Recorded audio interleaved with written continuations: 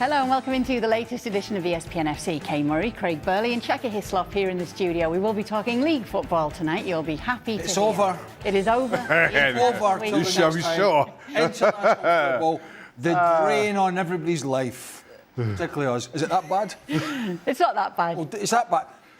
Yeah, I'm not. Okay, We're we're done with that. We've got a lot to look forward to this weekend, including the big one in Germany. It is Bayern Munich against Borussia Dortmund. Alexis Nunes. Many of our team members are over in Germany ahead of it, sampling the local cuisine and some Bavarian delights.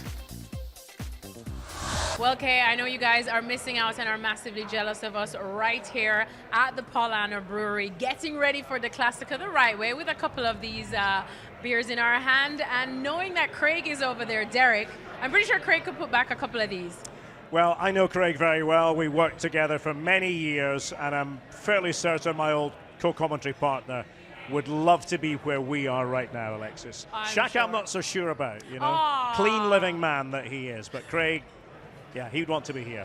Clean living man, that Shaka is. We need to show you Trinidad and Tobago Carnival Shaka, and then you'll see clean living. But anyways, we're not just here to have a good time and drink all of the Paulana. We're counting down to the Klassiker now. An interesting one, of course, Thomas.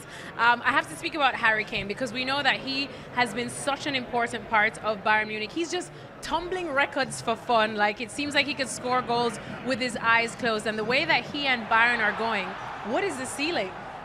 I don't know. I even going back when they signed him, you know, for a lot of money, I thought they're taking a risk here. Player his age, is he still going to score at this rate? And he just gets better and better.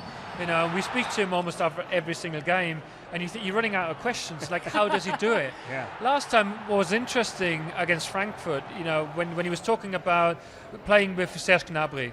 There's such a great link-up play with him. You know, Harry drops deep, and that's why when Jamal comes back, Jamal Musiala, that'll be interesting to see how his positioning will change. But overall, the way it's going now, you can't praise him enough. He loves it, and I think people in England, they want him back, but there was signals that he doesn't really fancy going back, and that is the best compliment you can make to any club. Yeah, it looks like he's right at home here in Munich. But you know what? I'm sure the Dortmund fans will be like, all right, you have Harry Kane, we'll raise you our Gurasi. He's been absolutely brilliant too, Derek. And we were having a little conversation earlier on because we know that Dortmund are in the business of selling their best players here and there. And we were talking about the fact that could anybody else be interested in him? Could Dortmund actually hang on to the player that's playing so well right now? But you were saying that there probably might not even be a market for him. Why is that? Well, I think you look at his age, you look at his history a little bit. He's come to prominence certainly in the Bundesliga these last few years, firstly with Stuttgart and then with Borussia Dortmund. He fits Dortmund the way they want to play. I think under Niko Kovac, he's a natural line leader. Thomas mentioned there Harry Kane drifting into deeper positions. You're not going to see that so much with Guirassy. You know what you're going to get with him. But remarkably consistent, same goals and appearances in all competitions with Dortmund, as was the case with Stuttgart. And selfishly, as a Bundesliga commentator, I actually hope he stays in Dortmund. Why would I want it to be otherwise? Yeah, exactly, because we want a title race. We absolutely want a title race. And I know, Hitz, you think that if Bayern do win on Saturday, the title race could very well be over. We don't want that. But tell me, how do you see this game going and some of the key matchups that you're looking forward to? Yeah, I mean, we talked about Harry Kane on end, and that's just different formations as well. You know, with Dortmund playing 3 at the back or 5 at the back, that's interesting because sometimes you see them marking man for man. So a lot of things are possible that we can think about, but in the end, it's got to be the key players. I think Serge Gnabry is in very good form. He could shine. We've discussed Olise in the past many times. So the front players are excellent, but I want to take this opportunity and praise Jonathan Tah because we often talk about big signings. Yeah. He was on a free, but I think he is one of the main reasons why Bayern is so stable defensively. He's organised the back four, and to me, he's one of the standout players. And then for Dortmund now, how do they contain this Bayern? Because, of course, Bayern are unbeaten, but they're just flying high. Dortmund are also unbeaten. But, Derek, how do you see this one going? Well, I think Dortmund have been doing it this season in a somewhat minimalistic way. And by that, I mean not necessarily creating a lot of chances, but taking their chances when they come their way. Defensively, very solid. Nico Schlotterbeck being back. He's had a bit of an infection this week, but hopefully in position in time for the game. Schlotterbeck being back, a huge boost. I think the transitional moments are really crucial for Dortmund. I think with somebody like Karim Adeyemi, who can do damage and has done damage in this fixture, they have a card that they could play that might trouble Bayern. I think the problem is this new incarnation of Bayern is not what we saw last season. It's an improved Bayern, but I think Dortmund can stay with them. They're a level below Bayern, but I could see them taking something from this game. All right, well, 2 more sleeps and it will finally be the day of the Klassiker. It all goes down at the Allianz Arena and, of course, on ESPN. But we're not going to sleep anytime soon because Derek has told us how much fun commentator Craig is, and we wish we knew that Craig. But we're going to try to put back a few of these, right?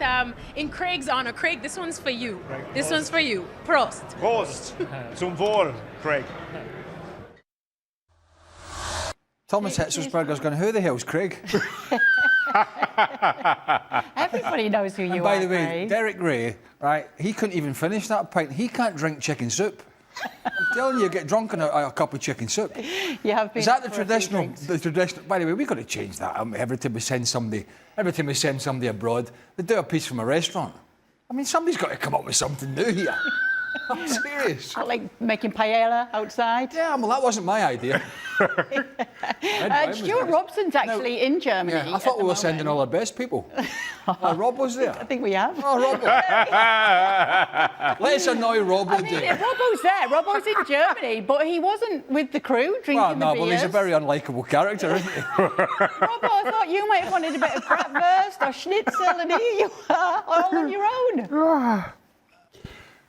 Well, I was. They didn't want me in the shot in the first place. They didn't think that I knew enough about German football. They didn't think I wanted to have a beer with them.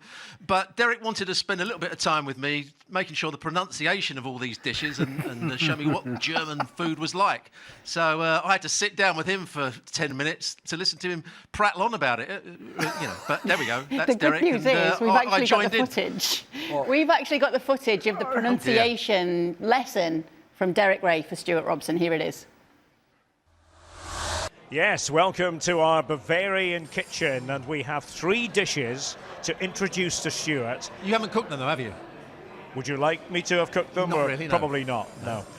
I can tell you I did not cook them, but I can tell you what each one is. Yeah. So, starting here, this is Eisbeinhaxen mit Knödel. Yeah. Could you guess what that might be? It looks very much like a pork knuckle to me, with a couple of dumplings. Did you cheat? I might have done, no, but it is. I can see it's pork, and I can see there's some dumplings, and Yep. I might just have a little taste of this one. Okay. I'm not a pork lover, so I'm going to have the dumpling. Let us know.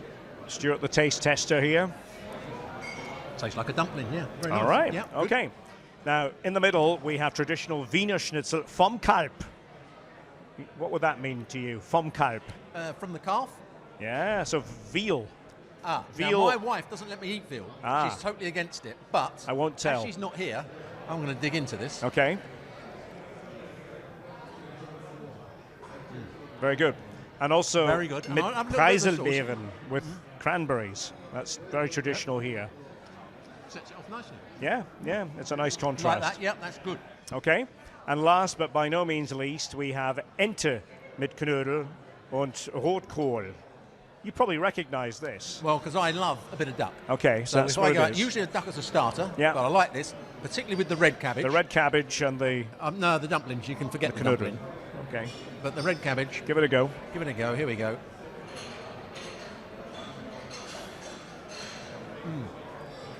That's good. Yeah? Very, very good, I would say. So which one are you ordering? Oh, without doubt, the duck. Okay, Yeah, all right. It's So I think, you know what that means? I think when next I see Craig back at headquarters, then the Eisbeinhaxen will be on me. Craig, it's all yours. Okay, back to you. That's the one with a couple of dumplings in it. What, could you There was a repeat couple what of he dumplings said? there. There was a couple of dumplings there in that piece. I love being funny. I've said this 100 times. I'm not going to say it again.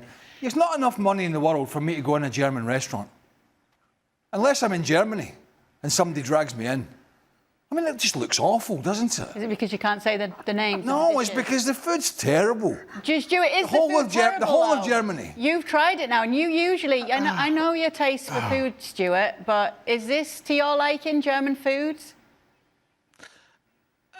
Well, some of it is just like English food, really, isn't it? I mean, it was a bit of duck. Meat and potatoes. With some red cabbage. Oh, yeah, meat and potatoes. What was new about it? I mean, Derek's called it all those names, but in fact, I don't even think he knew what he was talking about. I don't think he knew what he was talking about or what they were. He didn't try them, did he? He says he loves Germany. I never saw him try any of it. He was very into. Are we doing any football in this show today? No, culture over strategy. International football will do this to you. It'll drive you to insanity about different stuff. Actually, we should have done this the last 7 days, shouldn't we? With a German restaurant? Just people. But, you know, like, it's hardly an Italian, is it? You know, you go in there and they just produce, the chef puts something new and he'll do a nice pizza for you. I think we needed to get Craig over there to see if they can change his mind. Well, two things. I don't think I'd be a fan of the food, and I couldn't listen to that for 3 days. Well, you just waffling did. on about enunciations. You just did. Yes, that's all we're going to bring you from Germany tonight, because tomorrow there will be a show. But there's no. looking We're not talking about from Munich.